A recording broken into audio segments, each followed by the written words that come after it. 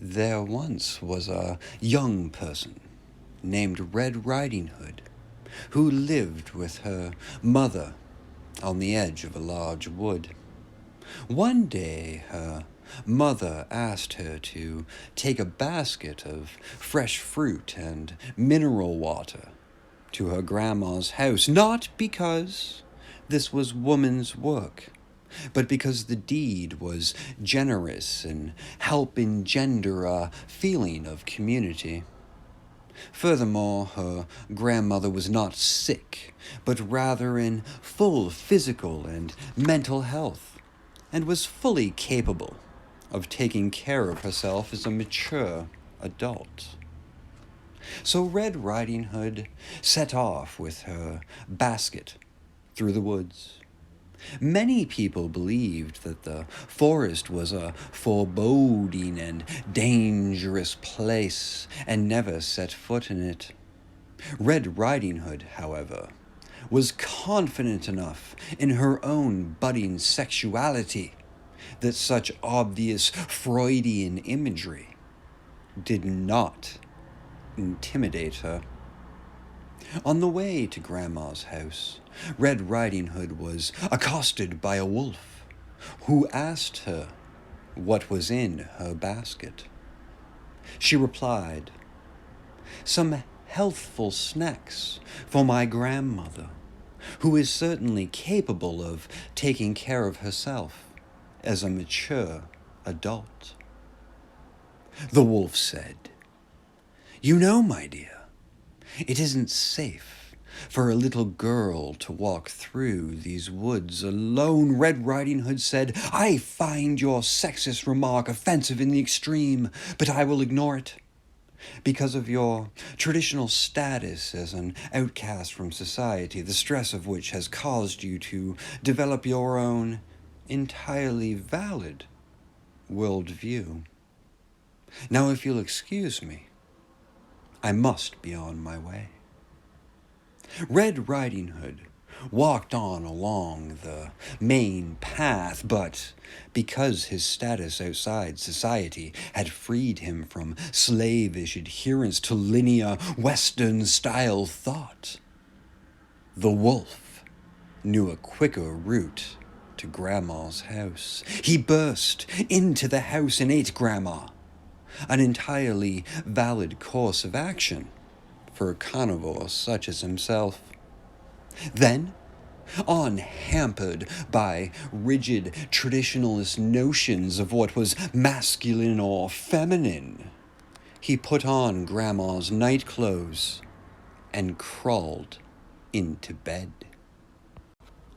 Red Riding Hood entered the cottage and said, "Grandma, I have brought you some fat-free, sodium-free snacks to salute you in your role as a wise and nurturing matriarch." From the bed, the wolf said softly, "Come closer so that I might see you."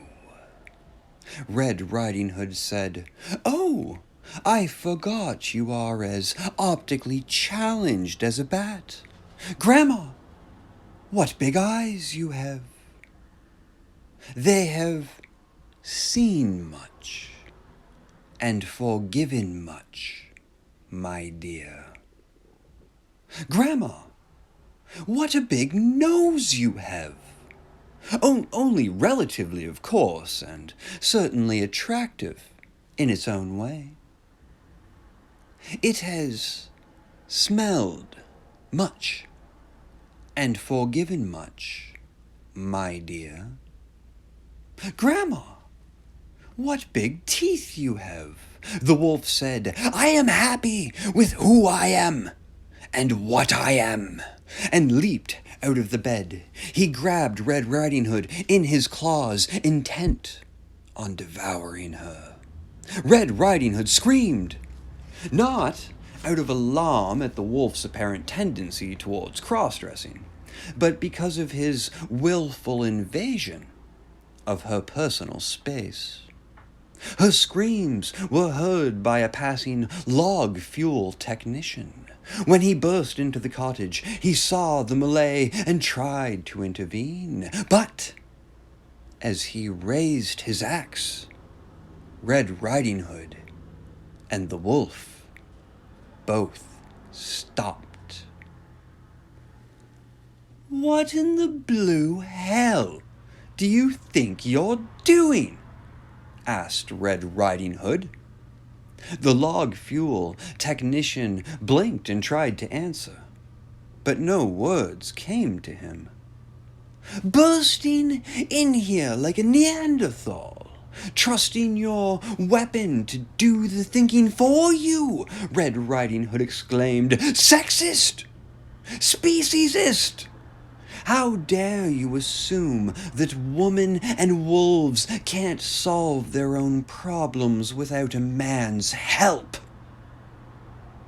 When she heard Red Riding Hood's impassioned speech, Grandma jumped out of the wolf's mouth, seized the log fuel technician's axe, and cut his head off. After this ordeal, Red Riding Hood, Grandma, and the wolf felt a certain commonality of purpose. They decided to set up an alternative household based on mutual respect and cooperation.